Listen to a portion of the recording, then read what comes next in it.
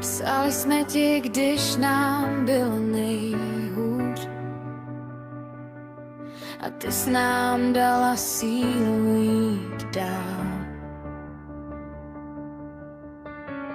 Každý z nás tě znal trochu jinak, ale všichni víme, co jsi v nás zanechala.